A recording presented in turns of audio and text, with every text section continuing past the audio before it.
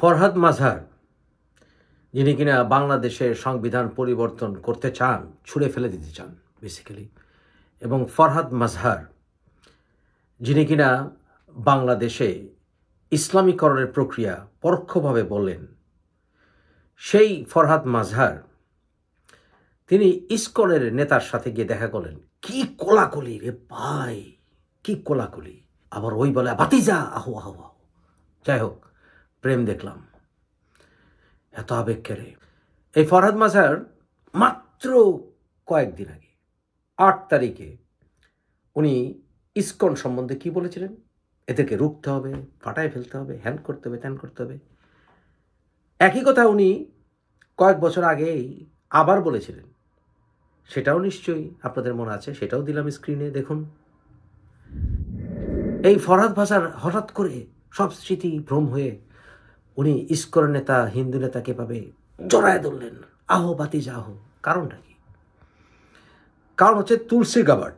তুলসী Gabbard এখন উনি নিরাপত্তার প্রধান বলতে পারেন, এবং এই তুলসী গাবার্ড উনি ডেমোক্র্যাট থেকে রিপাবলিকান হয়েছেন।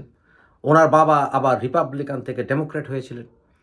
দল পরিবর্তন, মত পরিবর্তন ওনার বংশীয়। যাই হোক, তুলসী গাবার্ড উনি ইসকনের ভক্ত। এটার প্রমাণ আপনারা ওনার ওয়েব পেজে গেলেই অথবা ওনার উইকিপিডিয়াতে গেলেই আপনারা বুঝতে পারবেন। তবে তুলসী গাবার্ড কোনো মতেই মুসলিম বিদ্বেষী না। দেয়া ওনার বক্তব্যে এটা পরিষ্কার যে উনি মুসলিম বিদ্বেষী নন, উনি মুসলিম মৌলবাদ, ইসলামিক মৌলবাদের বিরোধী, এবং এটা ওনার বক্তব্য থেকে স্পষ্ট বেরিয়ে আসছে। তুলসী গাবার্ডের সেই বক্তব্যেই উনি কিন্তু আবার বলেছেন যে যেই মুসলমানরা উদারপন্থী অথবা যেই মুসলমানরা আসলে ইসলামের কথা বলতে গেলে তাদেরকে ইসলামচ্যুত, মুনাফেক অর্থাৎ হেরেটিক বলা হয়, তাদের উপর যে অত্যাচার হয় এটা উনি বলেছেন। ধরুন আমার মতো মানুষ, যারা আমরা মারেফাতি লাইনে বিশ্বাস করি অথবা আউলিয়াদেরকে ভালোবাসি, যারা মাজারে যাই, তাদের যে মাজার টাজার ভাঙা হচ্ছে, আমাদেরকে যে এই সকল মৌলবাদীরা কাফের ঠাউরায়, এই ব্যাপারে কিন্তু উনি ইঙ্গিত করেছেন। এবং উনি আফগানিস্তানে যে রিলিজিয়াস মাইনরিটির উপর আক্রমণ হয়েছে ওটা উনি বলেছেন। উনি কিন্তু ব্যালেন্সড বক্তব্য দিয়েছিলেন, তাই ওনাকে কোনো মতেই মৌলবাদী হিন্দু উনি এসে সব ফাটিয়ে ফেলবেন এরকম কিন্তু আপনারা বলতে পারবেন না। As a member of Congress, I introduced a resolution that called for the protection of Hindus and religious minorities in Bangladesh, people who continue to be targeted and persecuted to this day.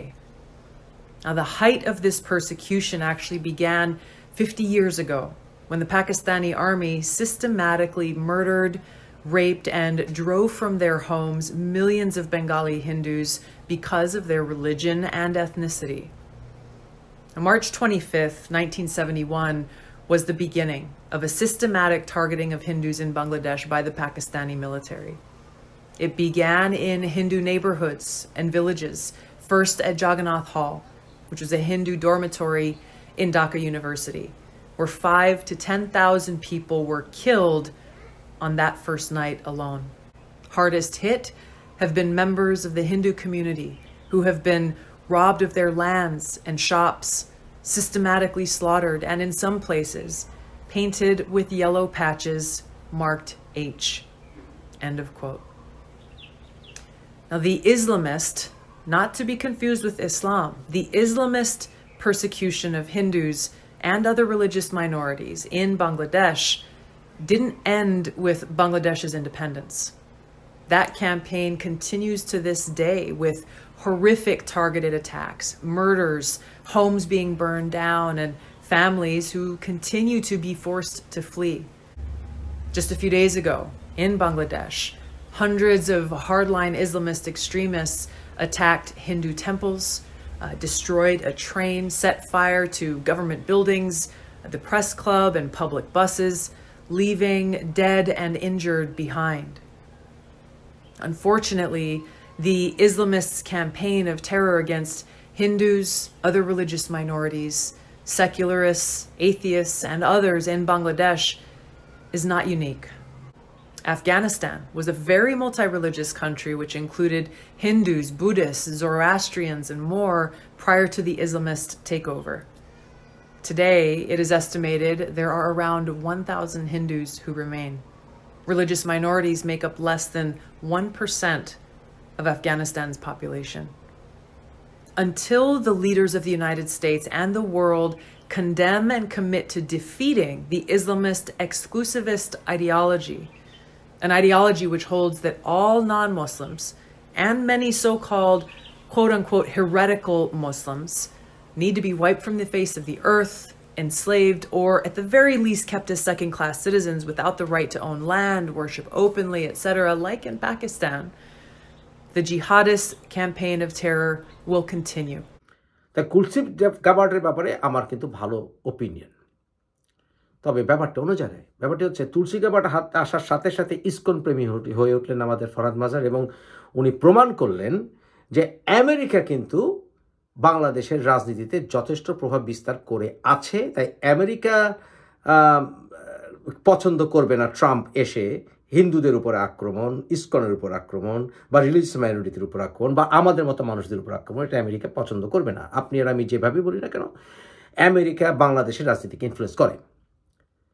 1971 সালে যুদ্ধকালীন সময়ে পাকিস্তান আমাদের উপর নিধন চালিয়েছিল, সেই কথাটা উনি বলেছেন। অর্থাৎ উনি বাংলাদেশের হিস্ট্রি সম্পর্কে যথেষ্ট ওয়াকেফাল। কিন্তু আমি আপনাদেরকে বলেছিলাম এর আগে যে পৃথিবীর ইতিহাসে হিন্দু জেনোসাইড ঘটেছিল 1971 সালে। আমার সেই পুরনো ভিডিও আপনারা দেখেছেন। 1971 সালে হিন্দু জেনোসাইড ঘটেছিল, সেটা একটা হিন্দু জেনোসাইড। আমাদের বাঙালি মুসলিম জেনোসাইড তো হয়েছেই, আমাদের জাত হিসেবে বাঙালি হিসেবে আমাদের উপর তো নিধন হয়েছেই। 1971 সালের 7ই মার্চে বঙ্গবন্ধু কিন্তু বলেছিলেন তার ভাষণে স্পষ্ট করে যে যারা সংখ্যালঘু তাদেরকে প্রোটেকশন দেওয়া হচ্ছে আমাদের দায়িত্ব, এমনকি অবাঙালিদেরকে প্রোটেকশন দেওয়া হচ্ছে বাঙালি মেজরিটির দায়িত্ব। আমার যেন লজ্জিত না হতে হয়, উনি কিন্তু কথাটা বলেছিলেন। মনে রাখবেন, শত্রু বাহিনী ঢুকেছে, নিজেদের মধ্যে আত্মকলহ সৃষ্টি করবে, লুটতরাজ করবে। এই বাংলায় হিন্দু মুসলমান বাঙালি নন বাঙালি যারা আছে তারা আমাদের ভাই, তাদের রক্ষার দায়িত্ব আপনাদের উপরে, আমাদের জন্য বদনাম না হয়। কারণ জানতেন যে আমাদের হিন্দু কমিউনিটি মাইনরিটির উপরে পাকিস্তানের আক্রমণ করবে, সেটা কিন্তু 1971 সালে ঘটেছিল। ওনার কথা কিন্তু সত্য প্রমাণিত হয়েছিল। কিন্তু আমার দুঃখটা অন্য জায়গায়। 1971 সালে স্বাধীনতা যুদ্ধকালের সময় আমেরিকা কিন্তু আমাদের পাশে ছিল না। আমেরিকা কিন্তু সেই জেনোসাইডাল পাকিস্তানের পাশে ছিল। তখন কিন্তু তাদের মানবিকতা কাজ করেনি, ঠিক যেমনটি গাজায় কাজ করছে না। দেখা যাক ট্রাম্প কী করে এসে। গাজায় কিন্তু আমেরিকার মানবিকতা বাইডেন অ্যাডমিনিস্ট্রেশনের সময় আমরা দেখলাম কাজ করেনি। তবে এখন মুসলমানদের একটু শক্তি হয়েছে। মিশিগানে মুসলমানরা যথেষ্ট ভোটের ক্ষমতা রাখে।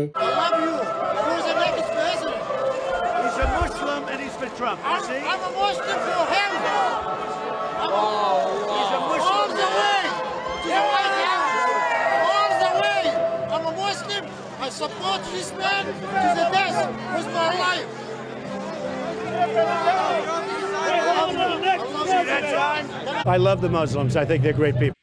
ট্রাম্পের গতবারের ক্যাম্পেইন থেকে এবারের ক্যাম্পেইনের স্ট্র্যাটেজি মুসলমানদের ব্যাপারে উনি যথেষ্ট চেঞ্জ করেছিলেন, এবং মুসলমানদের কারণেই, মুখ ফিরে নেওয়ার কারণেই যথেষ্ট ভোট হারিয়েছিল কামালা হ্যারিস।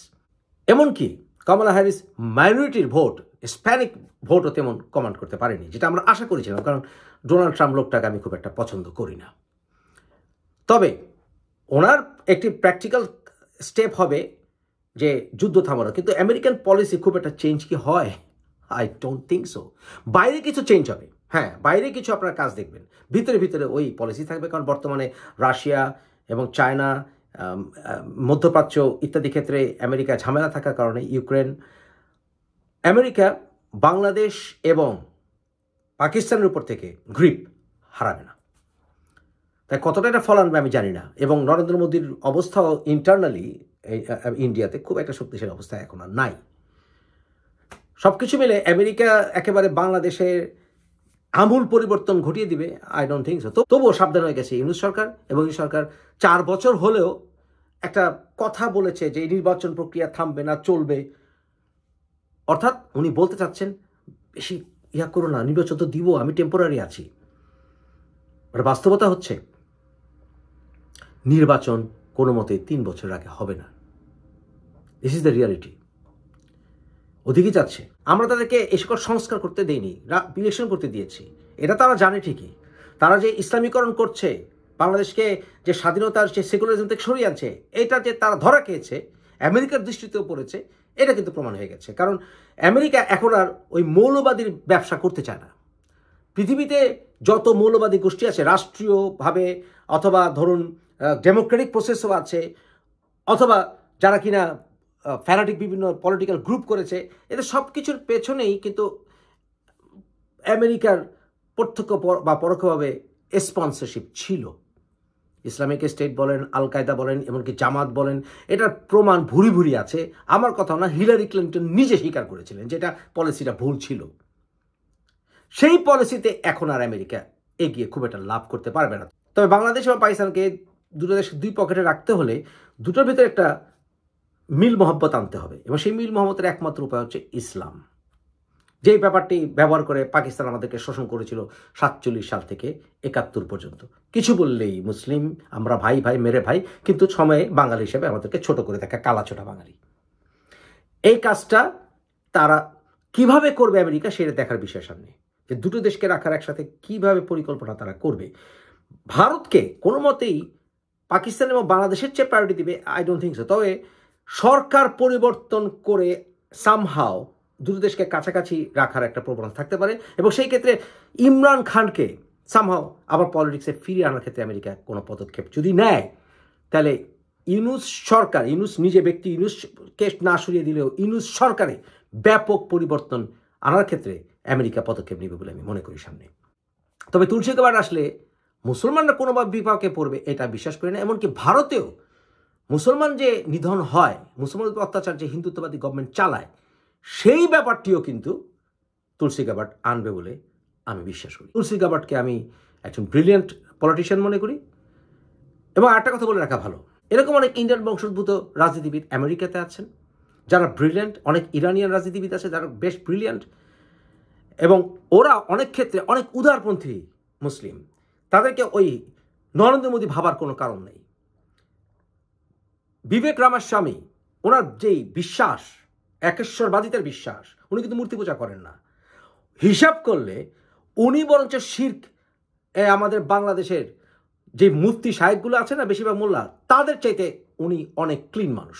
ওনার ইমান, একেশ্বরবাদিতার ইমান, এই যে বিবেক রামাস্বামী, আমাদের বাংলাদেশের ওই মুফতি কয়টা আছে যে জেহাদি, তারপরে আপনার আব্বাসি, এদের চাইতে অনেক ক্লিন। সেই হিসাবে ওনারা বরঞ্চ মুসলিম, প্রকৃত মুসলিম বলে আমি মনে করি। তাই তুলসী গাবার্ড আসছে বলে মুসলমানরা বিপদে পড়বে, মুসলিম দেশগুলি বিপদে পড়বে, এটা ভাববার বিন্দুমাত্র কোনো কারণ আছে বলে আমি মনে করি না। But she is a good choice, আমেরিকার জন্য ভালো হবে এবং বিশ্বের জন্য ভালো হবে বলে আমি মনে করি। কেউ যদি তার ধর্ম ত্যাগ করে, তাকে আপনি পাল্টা দাওয়াত দেবেন, তার সঙ্গে আলোচনা বসবেন। আলোচনা বসতে ইচ্ছা করে না, দাওয়াত দিতে ভালো লাগে না, ওয়াক অ্যাওয়ে। কিন্তু তাকে আপনি অত্যাচার নিপীড়ন করবেন, এইটা ইসলামিক না, ইসলাম এটাকে অ্যালাউ করে না। অনেক মৌলবাদীরা বলতে পারে, অনেক নাস্তিকরাও বলতে পারে না ইসলাম এটাই, তারা ইসলামিক ওই লিটারাল ইন্টারপ্রিটেশনে বিশ্বাস করে, but it is not true. যত অভিজ্ঞতা আমার বেড়েছে, যত পড়েছি, যত জেনেছি, যত দেশ ঘুরেছি, তো মানুষের সঙ্গে মিশেছি, ইসলামের প্রকৃত টলারেন্ট রূপ আমার কাছে প্রতিমান হয়েছে। তাই আমি বিশ্বাস করি যে পৃথিবীর সব মানুষ ভিন্ন মত নিয়ে বসবাস করবে, যারা ইনক্লুসিভ রাজনীতি করে না, এবং ইনক্লুসিভ রাজনীতি করতে গিয়ে আবার নির্দিষ্ট অনুবাদে তাদের ইনক্লুসিভনেস চাপিয়ে দেয়। যেমন কেউ যদি বলে হিন্দু ধর্মই দেশ শাসন করবে, কারণ হিন্দু ধর্মই সবাইকে সম অধিকার দেয়, অথবা ইসলাম ধর্মই দেশ শাসন করবে কারণ ইসলাম ধর্ম সবাইকে সম অধিকার দেয়, এটা যার যার ধর্মের মানুষ তা বলতে পারে, কিন্তু অন্য ধর্মের মানুষ সেটা মানতে বাধ্য হবে কোনো একটা দেশে, সেটাই অন্যায়। কারণ আপনার মতবাদ সে যদি বিশ্বাসই করতো, তাহলে আপনার ধর্মই সে গ্রহণ করত, সেটা গ্রহণ করতে আপনি তো বাধ্য করতে পারেন না। সেটাই হচ্ছে আধুনিক বিশ্ব। ইসকন একটা মুভমেন্ট, এটা হিন্দু ধর্মের একটা অপভংসিত রূপ বলে আমি মনে করি। ইসকনের ব্যাপারে অনেক সমালোচনা আছে, তাদের করাপশনের ব্যাপারে অনেক সমালোচনা আছে, আবার ইসকনের জনপ্রিয়তাও আছে। ইসকন মুভমেন্ট আমেরিকাতে বহু দশক ধরেই চলছে। তবে এর অর্থ এই নয় যে ইসকনকে আপনি পছন্দ না করলে আপনি তাদেরকে ব্যান করে দিবেন, দেশ থেকে বের করে দিবেন, আপনারা তাকে নিষিদ্ধ করবেন, তাকে পেটাবেন। নো, সভ্য সমাজ এটাকে গ্রহণ করে না।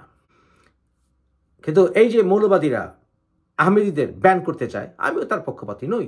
আপনি তার মতামত ভালো লাগে না, আলোচনা করুন, আপনি পাল্টা প্রচার করুন, কিন্তু হ্যারাস করে, অত্যাচার করে, নিপীড়ন করে তাকে শেষ করে দিবেন, তাকে খতম করে দিবেন, গলা কেটে ফেলবেন, কল্লা কাটবেন, দেশ থেকে বিতরণ করবেন, এগুলো সভ্য সমাজের প্রক্রিয়া নয়। তুলসী গাবার তার ভাষণে এমনকি মডারেট মুসলমানদের উপর আক্রমণ হয় সেটাও কিন্তু উনি তুলে ধরেছিলেন, এটাও কিন্তু ভুলবেন না।